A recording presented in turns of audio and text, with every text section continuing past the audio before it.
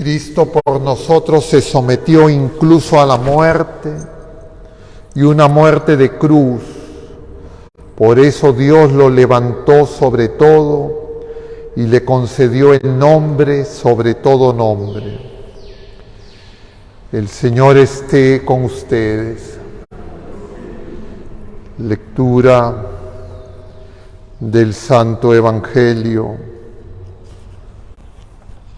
según San Mateo.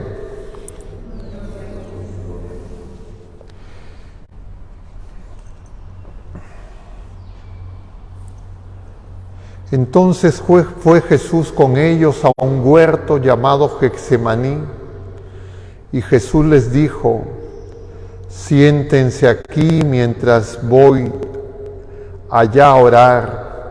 Y llevándose a Pedro y a los dos hijos de Zebedeo, empezó a entristecerse y angustiarse.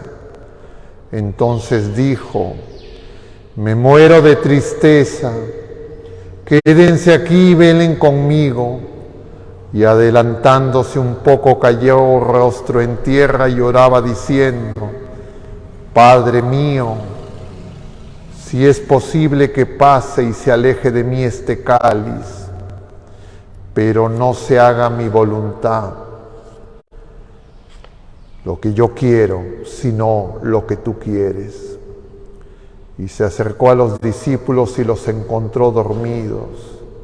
Dijo a Pedro: ¿no han podido velar una hora conmigo? Velen y oren para no caer en la tentación.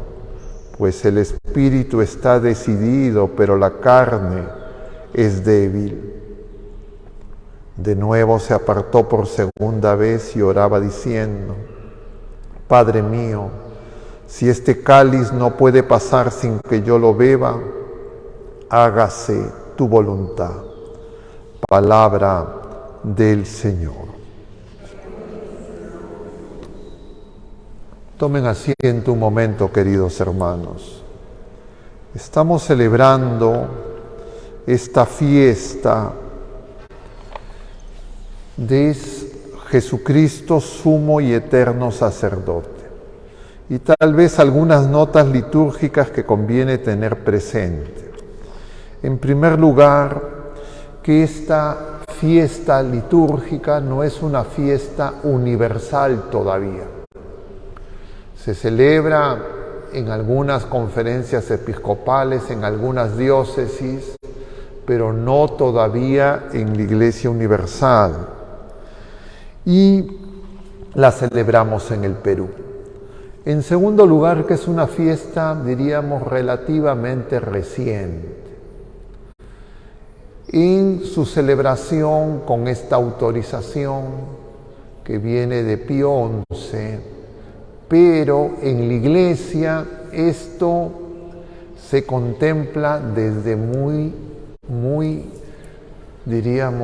en sus inicios. Y lo que contemplamos es el sacerdocio de Jesucristo, que es el único sacerdote, pero que Él nos hace partícipes de ese sacerdocio. Y entonces tenemos que preguntarnos: ¿qué es lo propio del sacerdocio de Cristo? ¿Qué es distinto al sacerdocio que había en la primera alianza, en el pueblo de Israel? Y que también había otros sacerdocios en otras creencias religiosas paganas, sacerdotisas, sacerdotes paganos. Esto no era algo, diríamos, que al ser humano le es ajeno, porque el ser humano tiene un sentido religioso. Y el ser humano, en su relación con lo divino, con la divinidad, quiere ofrecer algo. Y eso está puesto en nosotros mismos, en nuestra naturaleza humana. No es algo, diríamos, invención humana. Pero Jesucristo revela la plenitud y el sentido de este sacerdocio. Y ese sacerdocio es manifestación del amor extremo de Dios por todas las criaturas humanas. Tanto amó Dios al mundo que envió a su Hijo único, para salvarnos. Escucharemos en el capítulo 3 del Evangelio según San Juan, versículo 16, justamente este domingo que celebremos a la Santísima Trinidad. Y entonces, ¿qué distingue a todos los sacerdocios, incluido el sacerdocio de la Primera Alianza y el sacerdocio de Jesucristo? ¿Qué distingue al sacerdocio que algunos ministros ordenados, diríamos, tenemos como don, y todos los bautizados en el sacerdocio común? ¿Qué cosa nosotros estamos llamados a alcanzar? Muchas cosas, por supuesto, pero voy a referirme a una de ellas. Y es que en el sacerdocio de Jesucristo, el sacerdote y la víctima y el altar son la misma persona. En todos los otros sacerdocios, el que ofrece es distinto al ofrecido, y el que ofrece no es altar. Y cuando eso ocurre, puede pasar que el sacerdocio se convierte más que en un servicio y un signo de amor, puede convertirse en un mecanismo de poder, de dominio, de autoexaltación. Y eso definitivamente ha ocurrido en todas las culturas, ocurrió en el pueblo de la Primera Alianza y no es ajeno a muchos en el pueblo de la Nueva Alianza, y siempre es una tentación en la que podemos caer, y por eso es que necesitamos contemplar este misterio para saber que necesitamos orar, porque lo propio del sacerdocio de Cristo que se nos comunica por participación es ser fieles, es decir, no adulterar el sacerdocio de Cristo. Y lo que distingue del sacerdocio de Cristo es ser víctima como Cristo en ese ejercicio. El mundo, de otro lado, dominado por el príncipe de este mundo que sabe perfectamente lo que esto significa, quiere engañarnos y confundirnos y quiere que nosotros nos victimicemos, no en Cristo, sino nos victimicemos para buscar resarcimiento, ventajas, beneficios, compensaciones, devoluciones, reparaciones, como le quiera llamar el mundo y que todos sabemos y ahora está muy de moda. Pero Jesucristo es una víctima que se ofrece gratuitamente. Es una ofrenda a Dios para todas las criaturas humanas. Pero el mundo, cuando le dice a una persona o una persona consciente e inconscientemente se empieza a victimizar, es porque uno quiere que todos los reflectores, toda la atención, todo gire en torno a nosotros. Y ya no es Jesucristo entonces, ya no es Dios. Y ese es el peligro. Entonces nosotros tenemos que tener mucho cuidado, porque cuando uno se victimiza, uno reclama que las personas nos atiendan, nos escuchen, nos devuelven. En medicina hay un proceso psicológico que en el proceso de formación a los médicos se les enseña. Es lo que se conoce como la ganancia secundaria. ¿Qué es eso? Una persona enferma, por ejemplo, que sufre, y víctima no es igual que sufrimiento. Yo puedo tener sufrimiento y si no es con Cristo, no uno mi sufrimiento al sacerdocio de Cristo, yo no me uno a la única víctima que ese sacrificio da vida. Y entonces me victimizo, me separo de Jesucristo y sucede lo que en medicina se llama la ganancia secundaria. ¿Qué es la ganancia secundaria? Lo que se produce en la persona que se victimiza. Quiere que los demás lo compadezcan, quiere que los demás lo sirvan, que los demás lo atiendan, Y muchas veces, por supuesto, los enfermos, los débiles, los pequeños, los que sufren, necesitan ese servicio. Pero muchas veces esa persona que enfrenta esas situaciones llega a un punto en que quiere, entre comillas, sacar ganancia.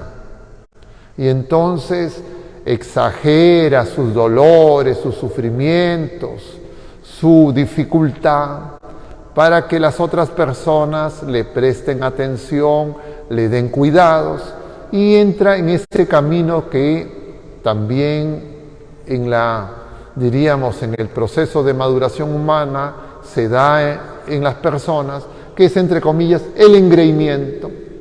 Entonces uno empieza a engreírse y quiere que la gente lo engría. Ese no es Jesucristo. Ese no es Jesucristo víctima. Y por eso es que nosotros tenemos que tener cuidado, porque simultáneamente desde el bautismo participamos en el sacerdocio de Cristo, en el sacerdocio común.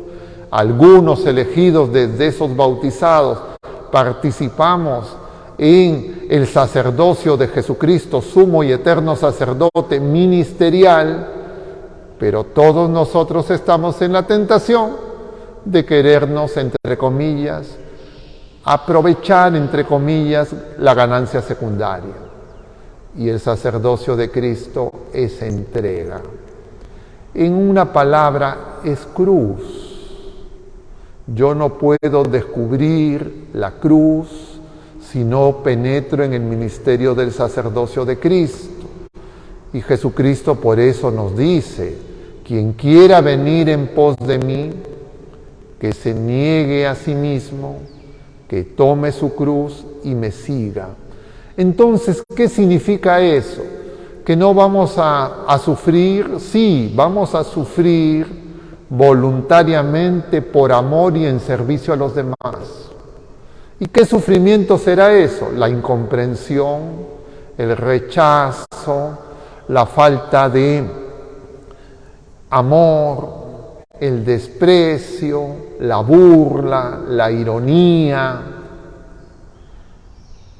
incluso la queja,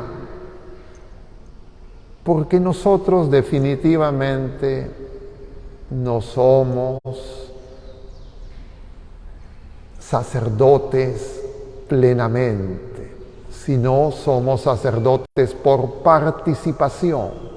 Es decir, Jesucristo comparte ese ministerio, porque ese ministerio que Él ya ejerció y que sigue ejerciendo en su iglesia nos da vida. Eso es lo que hemos celebrado en el Triduo Pascual, en esta cincuentena pascual. Esto es lo que el Espíritu Santo nos tiene que revelar como verdad completa. Y entonces tenemos que descubrir, ustedes en el ministerio común, qué significa ejercer ese sacerdocio de Jesucristo, sumo y eterno sacerdote, y los que, como el que les habla, hemos recibido el sacramento del orden como sacerdotes, y que estamos llamados también no solo a actuar en persona Christi cuando celebramos los misterios, sino que en nuestra vida, que el Señor nos vaya configurando como sacerdotes, a su imagen y semejanza. Eso solo es posible por el amor de Dios, por la gracia, por el don del Espíritu Santo. No es que yo aprendo ciertas formas de actuación, ciertas rúbricas, ciertas cosas que tengo que hacer, y bueno, tengo un oficio, me los aprendo y los hago, como uno actúa para las cosas pasajeras. El sacerdocio es entrar en el misterio del amor de Dios, en la donación del amor ágape, gratuito e incondicional, a quienes nos correspondan y a quienes no nos correspondan, sin resentirnos, sin molestarnos, sin esperar que sean los halagos humanos los que nos den el consuelo, sino esperando y poniendo toda nuestra confianza en el Señor, Y ese camino solo se puede alcanzar si es que escuchando a Jesucristo comprendemos la grandeza de lo que Él mismo les dice a sus apóstoles, a la iglesia, en el mismo Evangelio según San Mateo, en el Sermón de la Montaña. Aprendan de mí, que soy manso y humilde. Sin mansedumbre nos vamos a rebelar. Sin humildad nos vamos a querer aprovechar. Y la mansedumbre y la humildad no son virtudes meramente humanas, son parte del misterio del amor de Dios para poder amar como el Señor nos ama, según el mandamiento nuevo que resume toda la ley y los profetas. En esta fiesta que hoy celebramos en el ciclo A, en cada uno de los ciclos hay distintas lecturas. En el ciclo A se lee Isaías, en el ciclo B a Jeremías, pero siempre hay una alternativa y siempre la alternativa va a ser la carta a los Hebreos, porque es el libro del Nuevo Testamento que nos explica, nos habla, nos revela el sacerdocio de Cristo, al que todos estamos llamados, cada uno según su estado de vida, los laicos, los clérigos, pero en el mismo amor, en la misma fe, en el mismo bautismo. Que nuestra Madre Santísima, que es la criatura humana que ejerció plenamente ese sacerdocio, y se manifiesta en ese gesto sacerdotal que ella tiene al estar de pie en el Calvario, ante la cruz de su Hijo.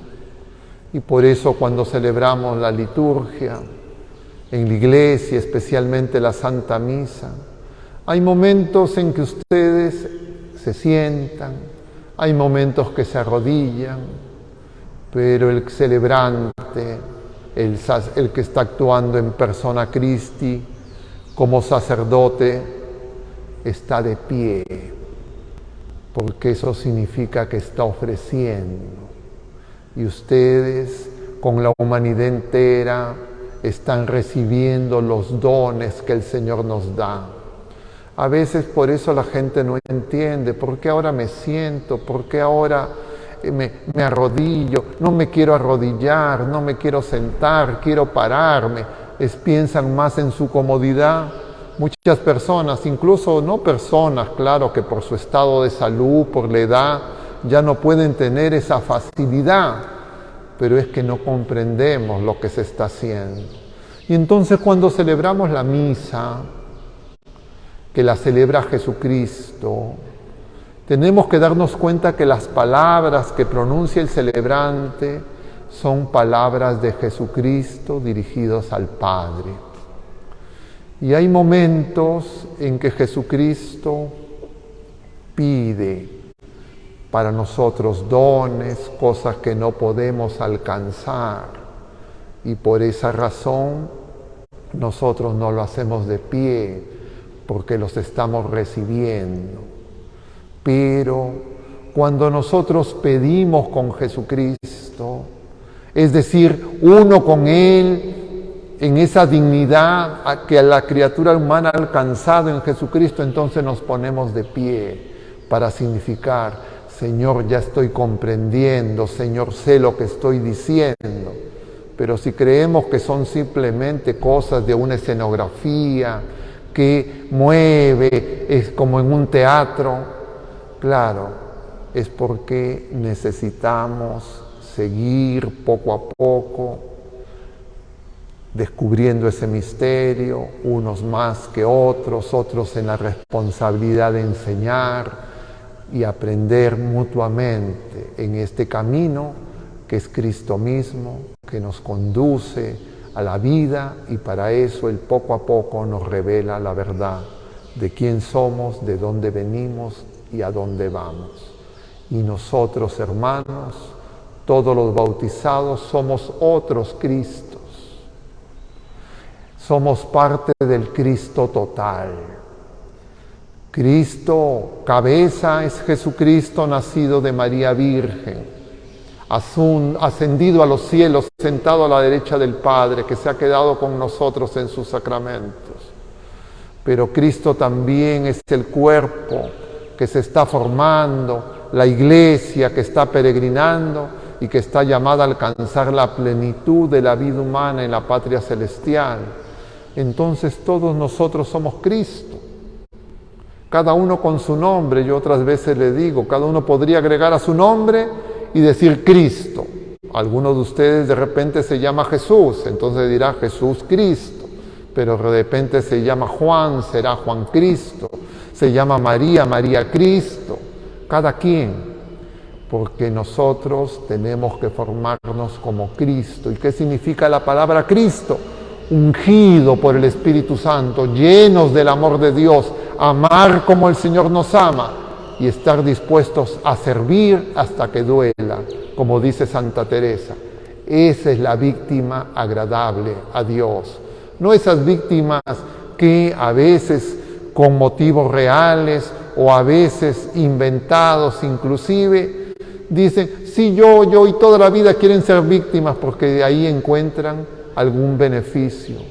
A esos hermanos hay que darle los servicios, la ayuda que necesitan, pero la mayor ayuda, el mejor bien, el mayor bien para cada uno de nosotros es ser uno con Cristo, porque si tenemos sufrimientos, si de alguna manera participamos como víctimas, pero no estamos unidos a Cristo, esa víctima sin Cristo se victimiza, y esa víctima sin Cristo, victimizada, va a pensar solo en ella y en sus beneficios inmediatos y no va a pensar en el bien infinito del Señor que viene a salvarnos.